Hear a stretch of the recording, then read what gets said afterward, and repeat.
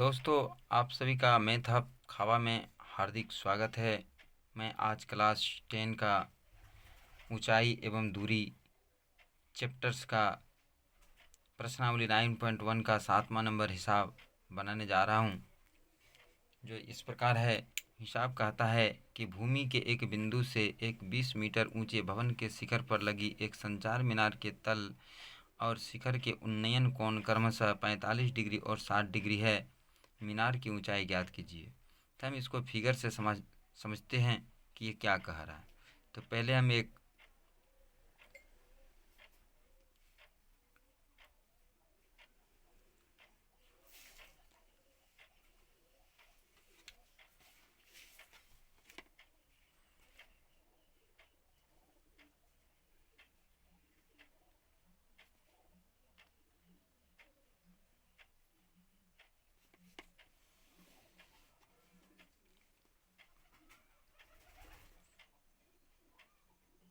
A B एक भवन है।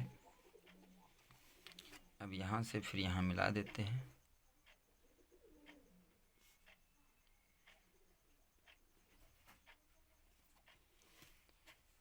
देखिए, मान लिया जाए ए बी एक भवन है।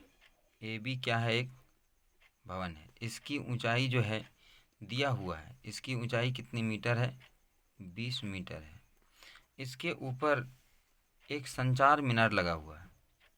यहाँ ये एक संचार मीनार है। यहाँ पर हम सी दे देते हैं, यहाँ पर हम डी दे देते हैं। तो ए बी एक संचार मीनार हो गया, भवन हो गया, जिसकी ऊंचाई 20 मीटर है। और भवन के ऊपर ए डी एक संचार मीनार है जो भवन के ऊपर लगा हुआ है। अब कहता है कि संचार मीनार का तल और शिखर, तल हो गया ये वाला और इसका शिखर है ये वाला।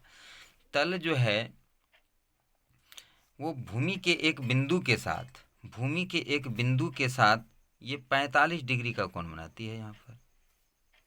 ठीक है, यही इसका है मुख्य समझने का चीज़ कि ये जो संचार मीनार का जो तल है भूमि के एक बिंदु सी के साथ ये 45 डिग्री का कोण बनाती है। यानी भूमि सी से जब इसे देखा जाता है तो संचार मीनार के तल जो है ये दृष्टि रेखा हो गया और ये क्षैतिज रेखा है। तो दृष्टि रेखा और क्षैतिज रेखा के बीच बने कोण को उन्नयन कोण कहते हैं। तो यहाँ पर 45 डिग्री का उन्नयन कोण बन रहा है।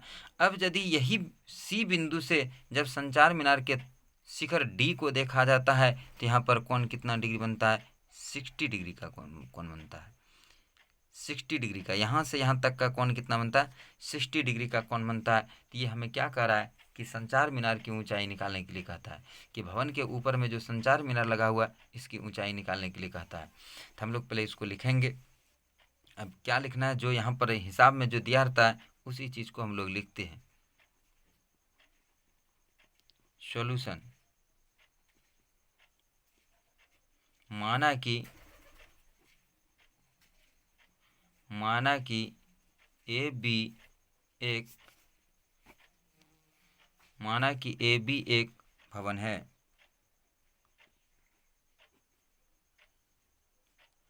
ए बी एक भवन है जिसकी ऊंचाई,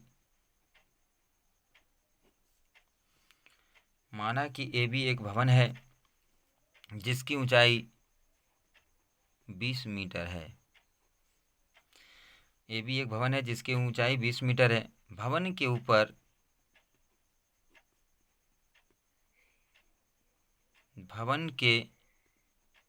ऊपर एक संचार मीनार, इसका नाम एडी, संचार मीनार एडी लगी है। भूमि के एक बिंदु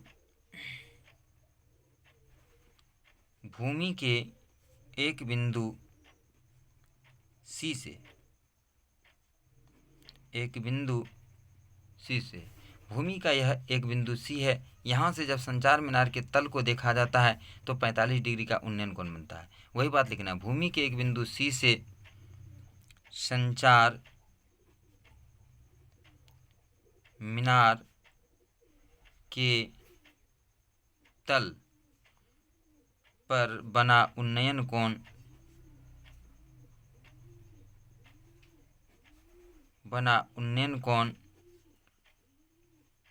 45 डिग्री है, जबकि संचार मीनार के उसी बिंदु से संचार मीनार के शीर्ष पर बना उन्नयन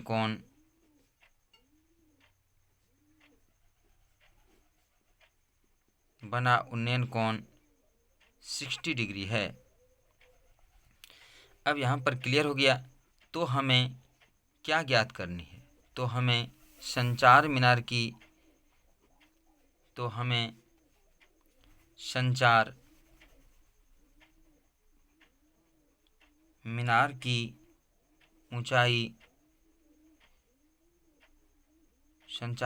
ऊंचाई ज्ञात करनी है।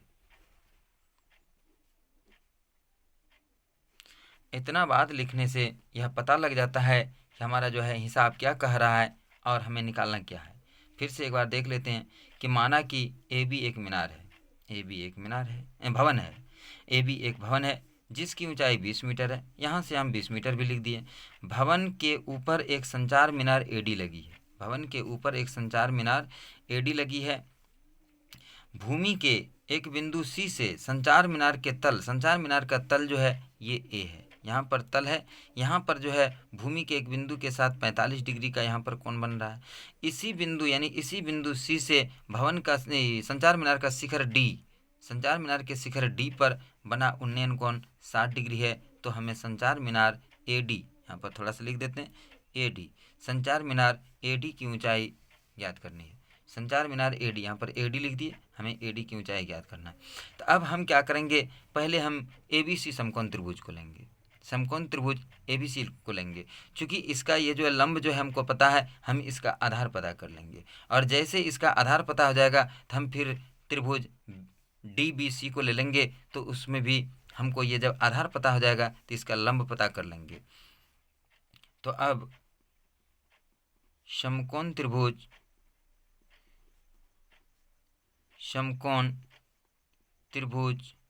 ABC में, समकोण त्रिभुज ABC में क्या देखते हैं, कोण B बराबर 90 डिग्री, थीटा बराबर 45 डिग्री, P यानी लंब जिसको कहते हैं, P बराबर AB और AB बराबर कितना मीटर दिया हुआ है, 20 मीटर दिया है। B बराबर BC और BC बराबर व्हाट, इसी को हमें अभी निकालना तत्काल। तो अब हम लोग सूत्र से पढ़ चुके हैं, इसमें किसका प्रयोग होगा, तो 6 त्रिकोणमितीय अनुपात में से हमको P दिया है, हमें अभी B निकालना है, हमें S से कोई लेना देना नहीं है। तो हमको ये भुजा दिया हुआ है, ये P दिया हुआ है और B निकालना है, तो tan का प्रयोग करेंगे। क्योंकि हम लोग त्रिकोणमितीय अनुपात में पढ़ चुके हैं कि P और B जो है वो tan थीटा का अनुपात होता है। तो सूत्र से tan थीटा बराबर P बटा B। अब यहाँ पर सबका मान बैठा देना है, tan 30 degree, tan 45 degree, theta बराबर 45 डिग्री है। tan 45 डिग्री, P के जगह पर हम लोग क्या लिखेंगे, AB, B के जगह पर हम लोग क्या लिखेंगे, BC। tan 45 डिग्री, अब सबका मान बैठाना है। tan 45 डिग्री का मान कितना होता है, 1। AB बराबर हमको दिया हुआ है, AB बराबर कितना दिया हुआ है, 20, और बट्टा कितना हो गया, BC। अब इसको क्या करेंगे, वज्र गुणन करने पर, तो वज्र गुणन जब करेंगे तो BC गुना 1 क्या हो जाएगा, BC, और 20 गुना 1 कितना हो जाएगा, 20, यानी कितना मीटर हो गया, 20 मीटर हो गया। यानी अब इस समकोण त्रिभुज ABC का आधार जो है हमको पता लग गया, कितना मीटर पता लग गया, 20 मीटर यहाँ से यहाँ पता लग गया। अब जो है हम समकोण त्रिभुज लेंगे DBC, पुनः समकोण त्रिभुज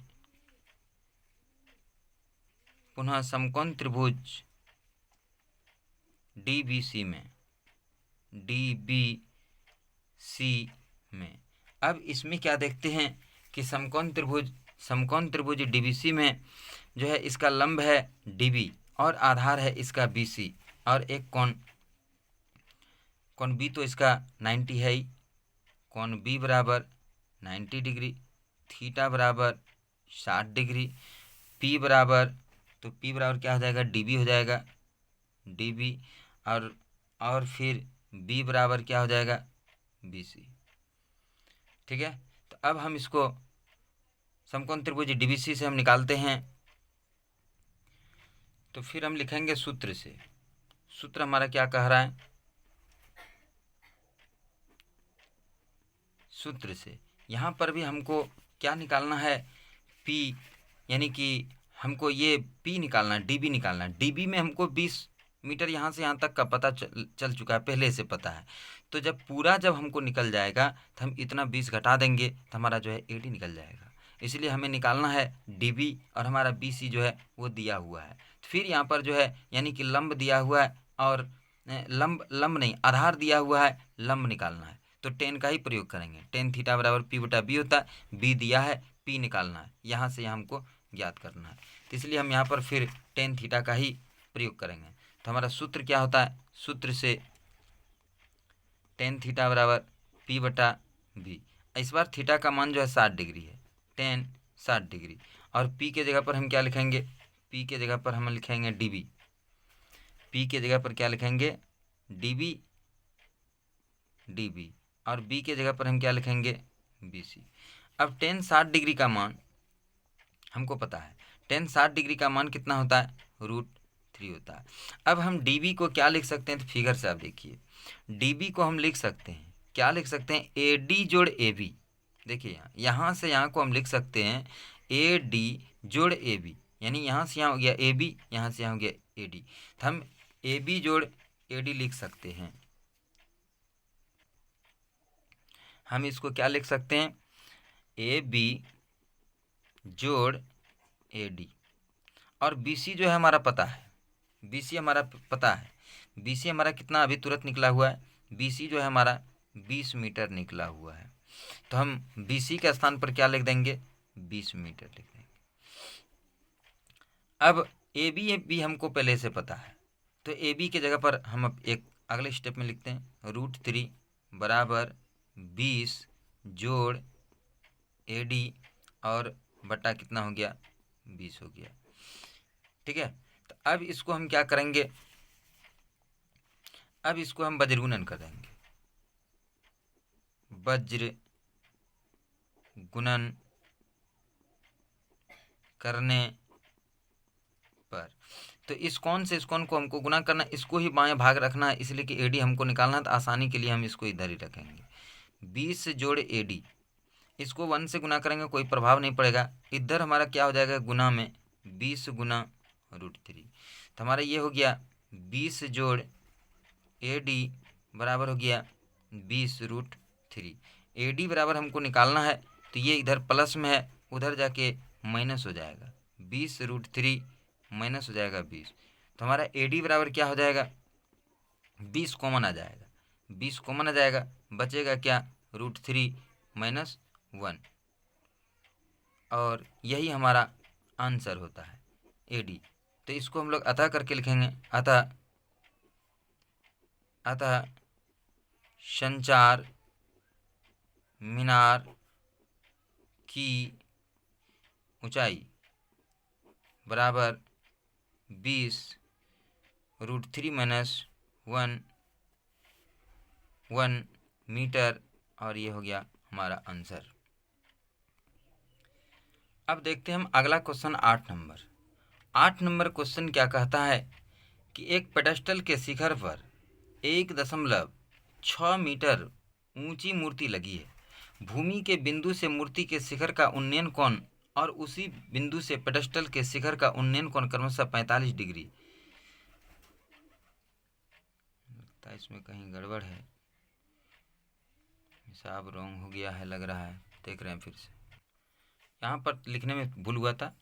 मूर्ति के शिखर का उन्नयन कोण 60 डिग्री है और उसी बिंदु से पेडेस्टल के शिखर का उन्नयन कोण 45 डिग्री है। तो हमें कहता है कि पेडेस्टल की ऊंचाई ज्ञात कीजिए। हम पहले इसको एक फिगर के माध्यम से समझते हैं।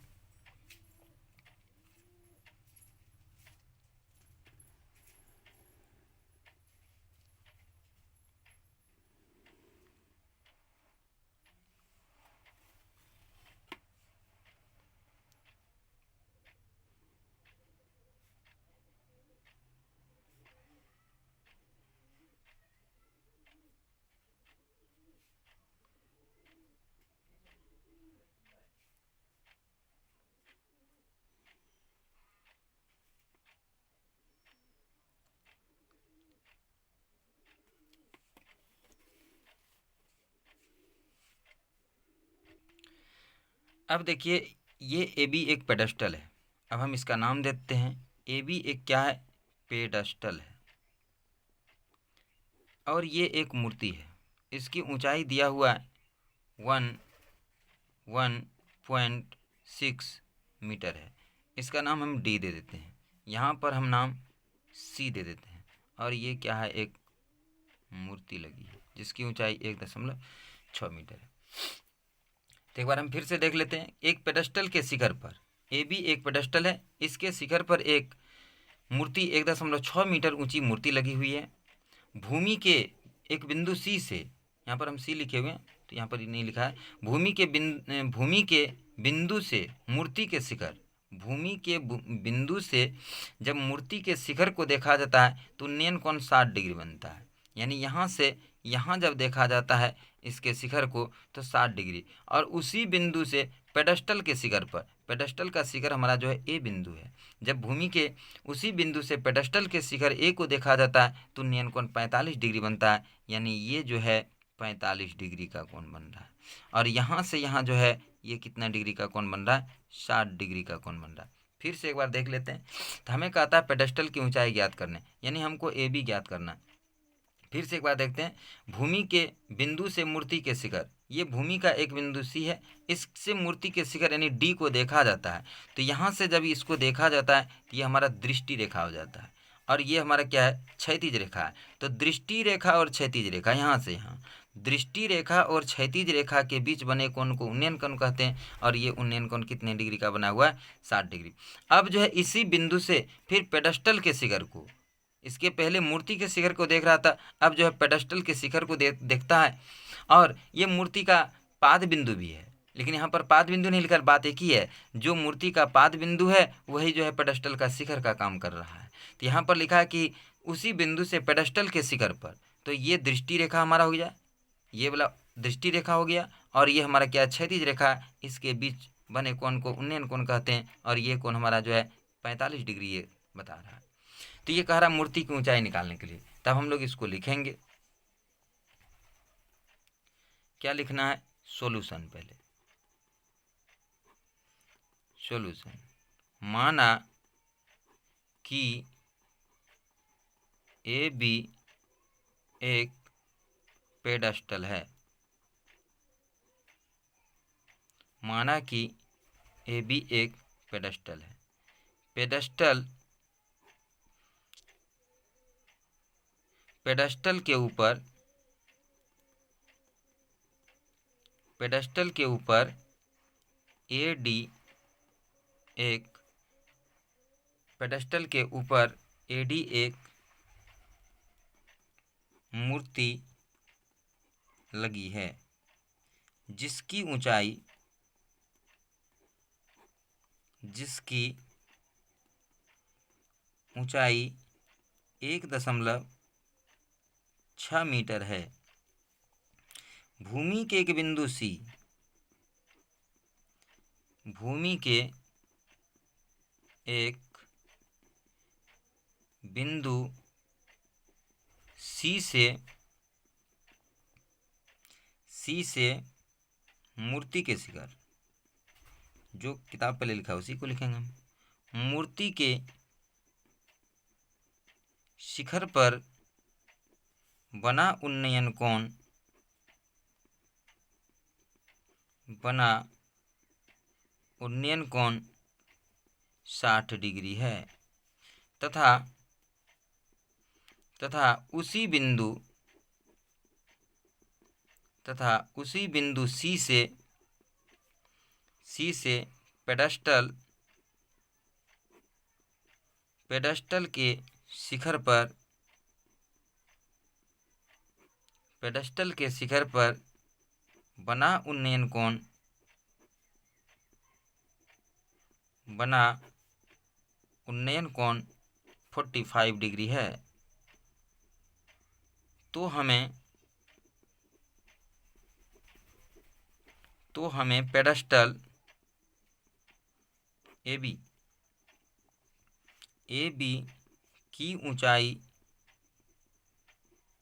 ऊंचाई ज्ञात करनी है। बस इतने बात में सारी चीज़ जो क्वेश्चन जो कह रहा था उसको मैंने सारे चीज़ों को यहाँ पर सजा कर लिख दिया। फिर से मैं इसको एक बार देख लेता हूँ। माना कि ए बी एक पेडस्टल है, ए बी एक पेडस्टल है जिसके ऊपर यानी पेडस्टल के ऊपर एडी एक मूर्ति लगी है, एडी एक मूर्ति लगी जिसकी ऊंचाई 1.6 मीटर है। अब भूमि के एक बिंदु सी से पेडस्टल के शिखर पर बना उन्नयन कोण 60 डिग्री है। फिर उसी बिंदु सी से मूर्ति उल्टा बोला गया, भूमि के एक बिंदु सी से मूर्ति के शिखर पर बना उन्नयन कोण 60 डिग्री है। और फिर तथा उसी बिंदु सी से पेडस्टल के शिखर पर बना उन्नयन कोण कितना डिग्री है? 45 डिग्री है। तो हमें पेडस्टल ए बी की ऊंचाई ज्ञात करनी है। अब हम यहाँ पर देखते हैं कि दो समकोण त्रिभुज यहाँ पर फिर बना हुआ है। अभी जो थोड़ा देर पहले यानी कि 7 नंबर हिसाब जो बना है 7 नंबर के जैसा ही ये भी बनेगा। तो यहाँ पर हमको पहले ए बी सी त्रिभुज लेना है, समकोण त्रिभुज ए बी सी में। अब समकोण त्रिभुज ए बी सी में अब इसमें कुछ भी नहीं दिया हुआ है, ना तो ए बी दिया हुआ ना तो बी सी दिया हुआ। एक भी भुजा हमें इसमें मालूम नहीं है, लेकिन हम इसको लेके आगे बढ़ेंगे। हम पहले इसी त्रिभुज को लेके आगे बढ़ेंगे। तो अब समकोण त्रिभुज ए बी सी में कोण बी बराबर 90 डिग्री, थीटा बराबर 45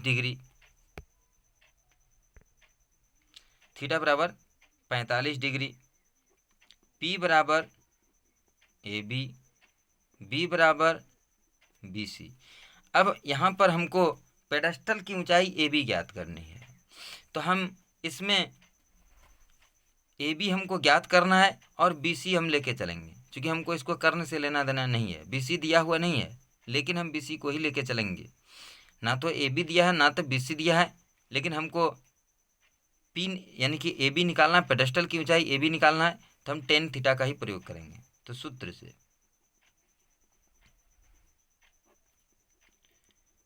से टेन थीटा बराबर पी बटा बी।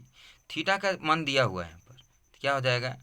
टेन 45 डिग्री बराबर पी के जगह पर क्या लिखेंगे? ए बी, और बी के जगह पर क्या लिखेंगे? B C. अब टेन 45 डिग्री का मान हमको पता है 1 होता है, और बराबर क्या हो गया? ए बी बटा बी सी। अब यहाँ पर हम क्या करेंगे? वज्र गुणन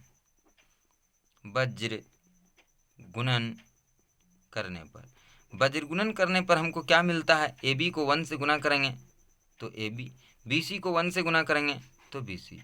यानी इससे हमको ये पता मिल गया कि जितना इसका ए बी है उतना ही इसका बी सी है।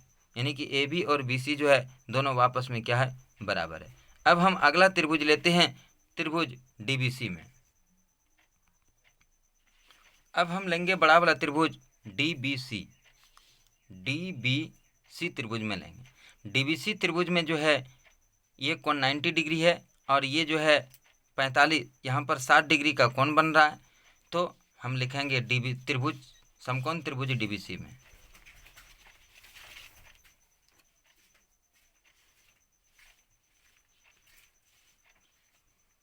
पुनः समकोण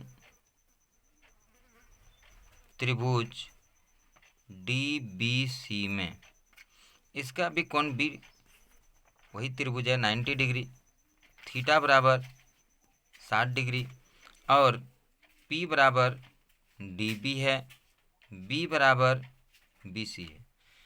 ठीक है। तो सूत्र से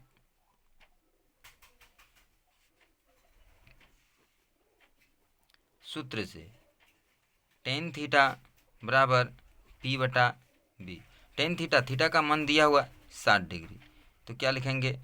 टेन 60 डिग्री, पी बराबर क्या है? डी बी, और बी बराबर क्या है? B C. अब यहाँ पर हम टेन 60 डिग्री का मान रख देंगे। तो टेन 60 डिग्री का मान कितना होता है? √3। टेन 60 डिग्री का मान √3। डी बी को हम कुछ लिख सकते हैं, क्या लिख सकते हैं? तो आप फिगर में फिर से देखिए एक बार। डी बी को हम क्या लिख सकते हैं? डी बी को हम लिख सकते हैं ए बी जोड़ ए डी। डी बी को हम क्या लिख सकते हैं? ए बी जोड़ ए डी हम लिख सकते हैं। ए बी जोड़ ए डी हम लिख सकते हैं। तो हम डी बी को क्या लिख देंगे,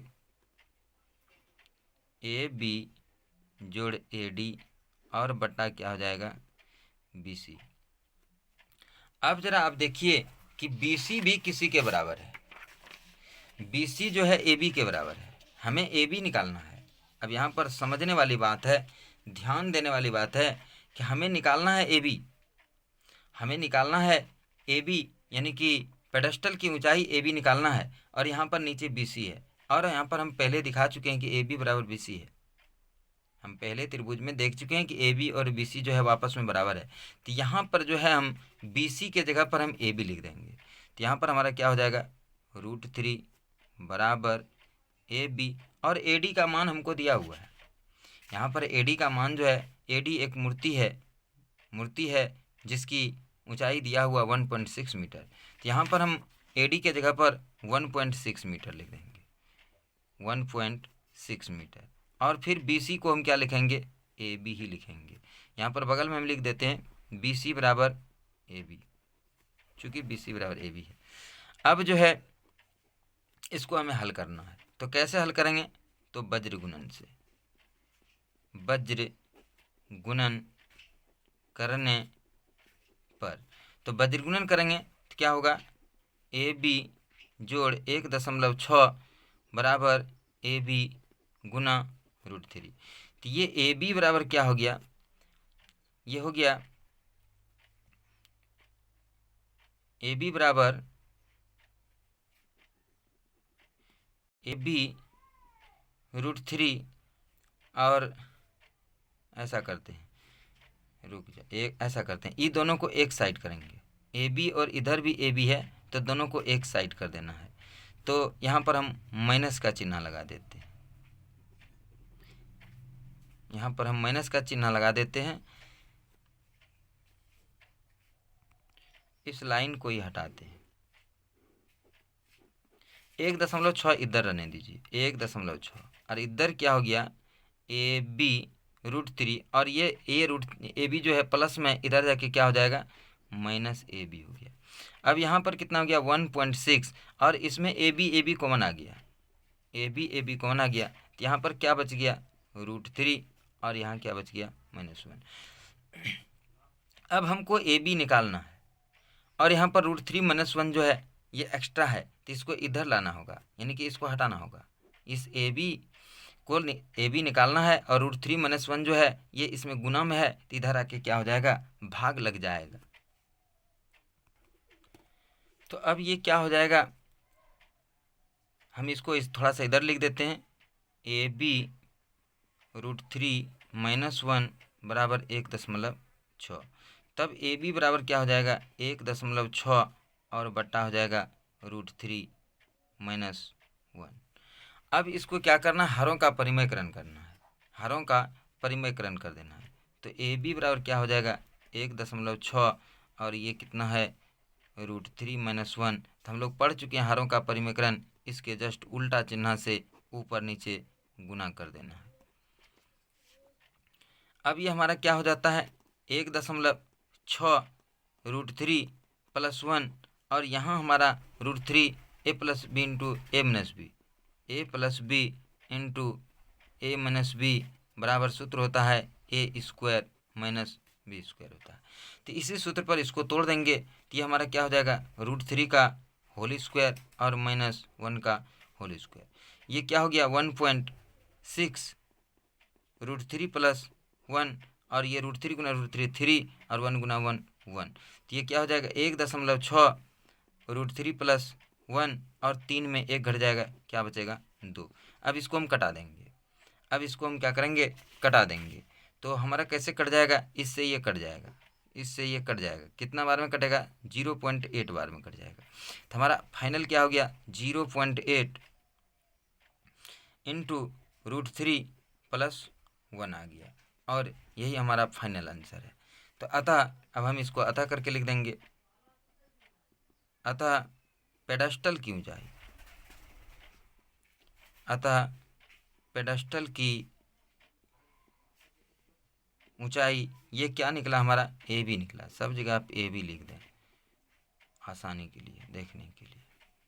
अतः पेडेस्टल की ऊंचाई ए बी बराबर 0.8 इंटू √3+1 मीटर, और ये हमारा हो गया आंसर। अब यहाँ पर ये दोनों हिसाब 7 नंबर और 8 नंबर हिसाब यहीं पर समाप्त होता है। अब हम फिर अगले दिन अगला वीडियो बनाऊंगा, चूँकि वीडियो लंबा हो जाता है। मैं आशा और उम्मीद करता हूँ कि आप लोग जो है हमारे वीडियो को देखकर अधिक से अधिक लाभ उठाते होंगे, और यहीं पर मैं अपनी वाणी को विराम देता हूँ। जय हिंद, जय भारत।